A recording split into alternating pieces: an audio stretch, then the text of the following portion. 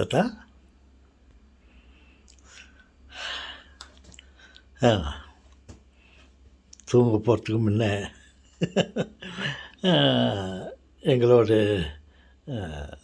பேசிவிட்டா எங்களிடம் பேசிவிட்டு போகலாம் என்ற ஒரு ஆசையோ அம்ஸ்டர்டாமிலே சில உண்மைகளை சொல்லிவிட்டு போகலாம் என்று ஆசைப்படுகிறேன். என்ன உண்மை என்றால், எந்த குழந்தையும் நல்ல குழந்தை தான் மண்ணில் பிறக்கையிலே.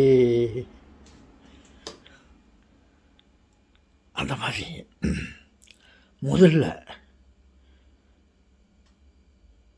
கல்யாணம் ஆகிறதுக்கு முன்ன எல்லா கணவன்மார்களும்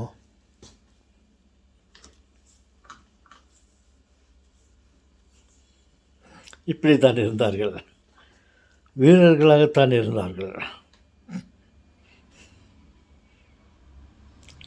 நாள்பட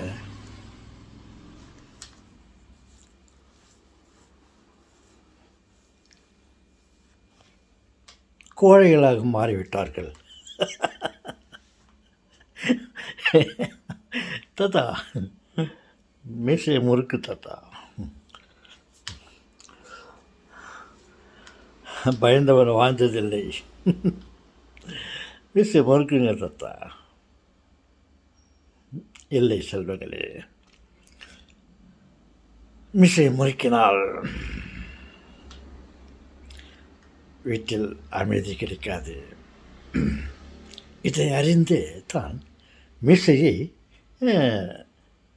கீழே விட்டுவிடுகிறார்கள். ஒரு இராணுவ வீரன்,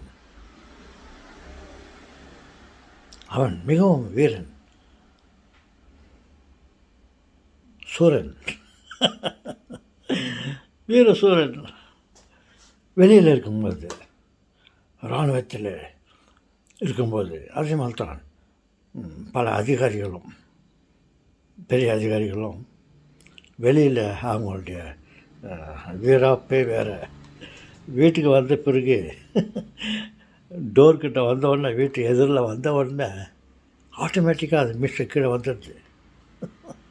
அடங்கி வாசிக்கிறார்கள். அட்டென்ஷன் அப்படின்னு தெரிஞ்சவங்கெல்லாம் வீட்டில் வந்து ஸ்டாண்டர்டிஸ் அப்படி ஆயிடுறாங்க. ஏன்னாக்கா கல்யாணம் ஆகிறதுக்கு முன்னே எல்லாம் வீரர்களாக தான் இருந்தாங்க. கல்யாணம் ஆகி கொஞ்ச நாளுக்கு பிறகு அது என்ன காரணமோ தெரியல, பல காரணங்களால் கணவன்மார்களெல்லாம் நாள்பட கோழைகளாக மாறிவிட்டுகிறார்கள். எஸ், அது வீராப்பெல்லாம் எங்கே போச்சு தெரில. வீராப்பு இருக்கிறது, ஆனால் வீரத்தை வீட்டிலே காட்டினால், மனைவியிடம் காட்டினால் செல்லுப்படி ஆவதில்லை.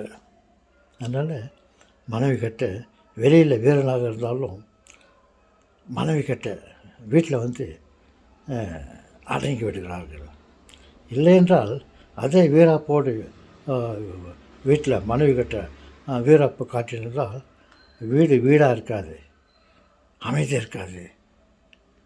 உனக்கு வீட்டில் அமைதி வேணுமா, நம்மளுக்கு வீட்டில் அமைதி வேணுமா, நம்ம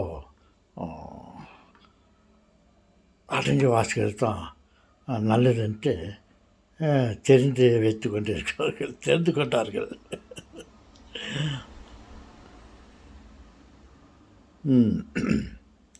ஏன் அப்படி?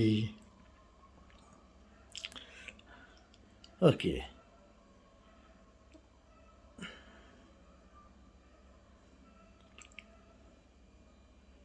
ஈவன் தன் தாயாக இருந்தாலும் சரி,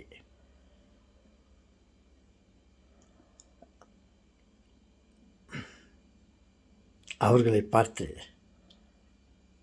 மருமகளை பார்த்து இவனுடைய மனைவியை பார்த்து அவன் வரான் சொன்ன ஆமாம் அப்படின்ட்டு அழுகிறாங்க. இது என்னுடைய அனுபவத்தில் நான் கண்டது. நான் மட்டும் இல்லை, எல்லா கணவன்மார்களும் அப்படித்தான்.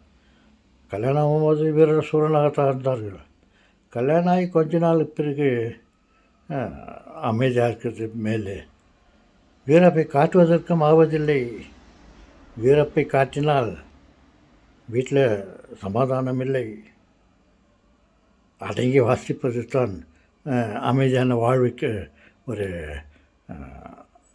ஒரு நல்ல வழின்னு தெரிஞ்சுன்னு தான் அடங்கி அப்படியே அடங்கி போகிறாங்க.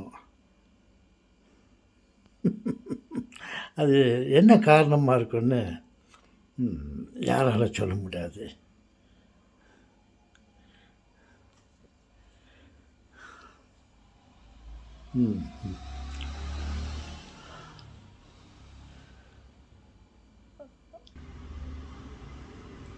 அவர்களை புரிந்து கொள்வதற்கு மிகவும் கடினம்.